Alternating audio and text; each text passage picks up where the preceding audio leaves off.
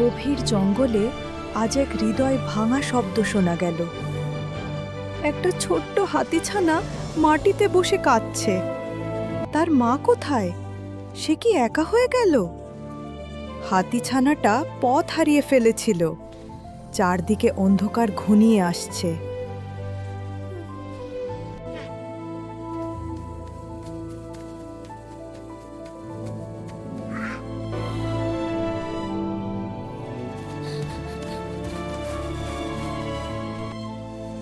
ঠিক তখনই ঝোপের আড়ালে এক শিকারী ফাঁদ পেতে বসে আছে।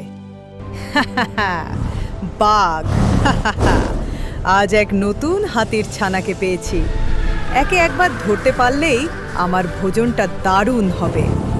ফাঁদ পেতে রেখেছি শুধু ফাঁদে পড়ার অপেক্ষা।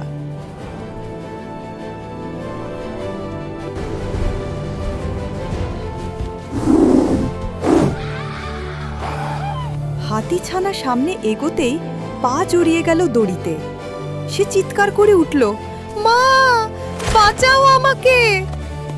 ছানা হাতির আওয়াজ শুনে দূরে কোথাও একটা বড় হাতির গর্জন শোনা গেল।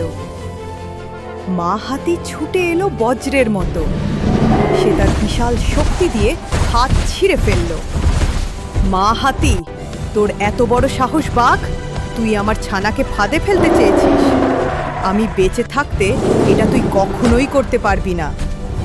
বাঘ সেখান থেকে চলে গেল আর বলতে লাগলো, বাঘ, আজকেও আমি হেরে গেলাম মা। আর ছানা একে অপরকে জড়িয়ে ধরল। জঙ্গলের সব প্রাণী চোখ ভেজালো। হাতিমা বলল, আমি সব সময় তোমার সাথে আছি। কেউ তোমার কোনো ক্ষতি করতে পারবে না। মা তোমাকে সব সময় রক্ষা করব। তুমি আর ভয় পাবে না, বুঝেছ? তুমি কি কখনো মা বাবাকে ছাড়া ভয় পেয়েছো? মনে রেখো, পরিবারই সবচেয়ে বড় শক্তি।